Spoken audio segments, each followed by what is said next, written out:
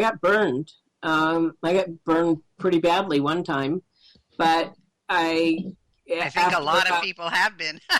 yeah, well, I think a it lot of people have. But you see, that goes back to I think being vulnerable is good. I was, I think do too, being vulnerable is necessary. allows you to have a lot of different experiences and try things that you never might have before. And I think that there's a lot that you know being vulnerable can do for you and with you. And I do think that's a key. So I don't see anything wrong with that at all. But I do say that I think that some people think that it can be a weakness when it's overdone. But I think being vulnerable is very positive. So if I were to ask you if you had it to do all over again, Beverly, what would you do differently or change to make sure that you lived a life with no regrets? Oh, that's a great question. Well, I know many people would probably say focus more on family and relationships, and that's important. But for me, that's always been paramount. That's always been my focus. And so that would not be my response. What I would say is for me, I would make myself as high a priority as I make other people and focus more on what brings me joy and on my self care, getting enough rest, exercising, all of that. I And I also, agree with you because, if you don't take care of you, you're of no value to anybody else. It's the same thing. They always yes, use that example of, if you're traveling with a child, put on your own mask first on an airplane and then attend to your child. Well, it's the same thing in life. If you aren't yes. happy and if you're not doing the things that please you, it's very difficult for you to please anybody else. So I think that's true. You were going to say something else as well. Well, I've got several things to say on that regard.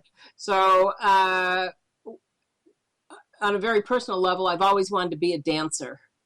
And I dropped out of ballet when I was 6 years old because they didn't have a recital that year and I couldn't wear my tutu and I was mad. So I've never become a dancer and I've always wanted to. But more than that, I would, in addition to the self care and making myself a priority, I would make more of an effort to make the things that I wanted to do and experience happen and not let anything stop me.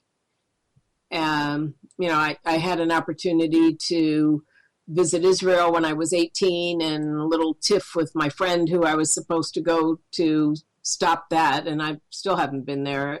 Things like that, where I just wasn't, maybe didn't have my priorities straight at, or, let things get in the way.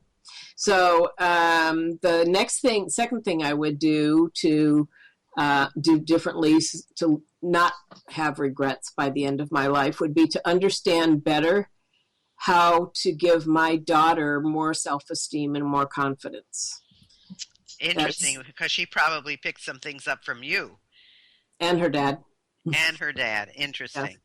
Yeah, yes. that's true. I think that's a key area that you're talking about. So you talked about how you connect. Well, you talked about your work as a copywriter and working with primarily coaches and so forth. So, how do you connect being vulnerable to your work as a copywriter?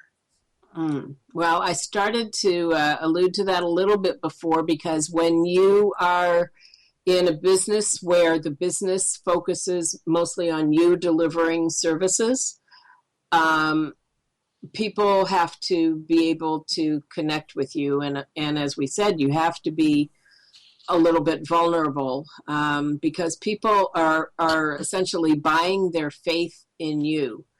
So it's a key to develop that know, like, and trust factor. And when you do that, you're actually being more authentic and more vulnerable, whether it's in person or in your marketing materials. So people really feel like they connect with you. And when they feel like they connect with you and they trust you, it almost doesn't matter what you're trying to sell them.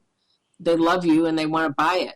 So, and I want to make this too commercial, but it's that's the way it works.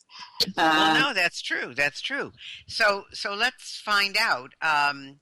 how, first of all, can people get in touch with you? Where should they go? Okay.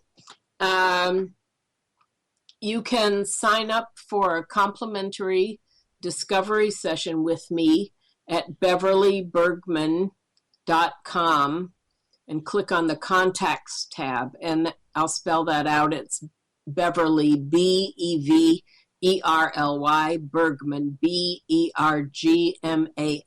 beverlybergman.com. And click on the contacts form and sign up for a discovery session where we can talk about whatever you want to talk about. We can talk about vulnerability. We can talk about how that affects your business. We can talk about marketing.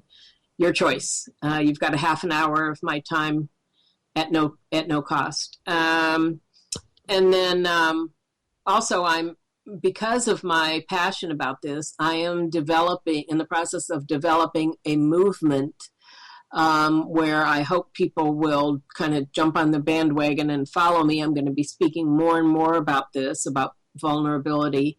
And the movement is called Everyone Deserves to Be Heard. And I will be doing more marketing about that in the fall. In the meantime, you can find all my current offerings listed on my website at beverlybergman.com. Well, it's very generous of you to give this 30-minute of consultation. And I've known Beverly for years, and she's a fantastic copywriter. So if you have the chance, if you've always said, gee, I can write my stuff, but it would sure be nice to have somebody who's a little more professional than I am, then go and discover what Beverly has to offer. You can go to her site and see some of the things that she's done and what she offers. And then if it sounds like a fit for you, set up an appointment and you get 30 minutes with her, and you can't get much better than that. I think that's fabulous. Well, again, what's wonderful, Beverly, is the factor that you have not stopped growing. And that's the point of this entire show, is that you have discovered new things about yourself. You're not sitting there mired in pity. You are doing something about it. You're discovering new things. You're developing new subjects. And that makes you a very interesting person to not only have as a friend, but also on the internet dating world, which is a whole separate subject in itself. And is there anything else you'd like to tell our audience before we sign off? Because we have about 2 minutes left. Just don't be afraid. Talking about the internet dating, I mean, I've heard stories from girlfriends and men I've dated have talked about other women that they met on there and how closed off they were and how, judgmental they were, and they just didn't give it a chance. And yes, like I said before, you can be hurt, but you have to be smart about it. But it's not going to do you any good to sit at home and not go out and hide and say, well, I'm never going to go on internet dating because one guy stood me up. Big deal. That's it. One guy stood you up and you're, so you wasted a couple of hours. What did you lose? That's right. You have very little to lose. You have so much to gain, because I have just seen in the past few years more and more opportunities opening up for me because I've been more open and let people know that I'm open to those opportunities. And you just have to be smart about it. That's all. Then and well, that's we're it. Resilient. That's it. Well, you can find Beverly at beverlybergman.com. Thanks a lot, Beverly, for being with us. And this is Dr. Gail Carson, thanking you for listening to Living Regret-Free, the show that gives you skills and techniques to achieve a regret-free life. Don't live a life of stress and negativity when you could be experiencing a life of joy, happiness, and reward. Our guests all have valuable tips to make your life a better one.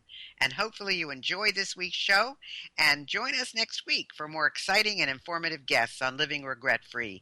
I would love to hear from you as to the people you'd like on the show, questions you have for me, and you can email me at Gayle, Gayle, Carson13 @gmail.com, or go to my website, spunkyoldbroad.com.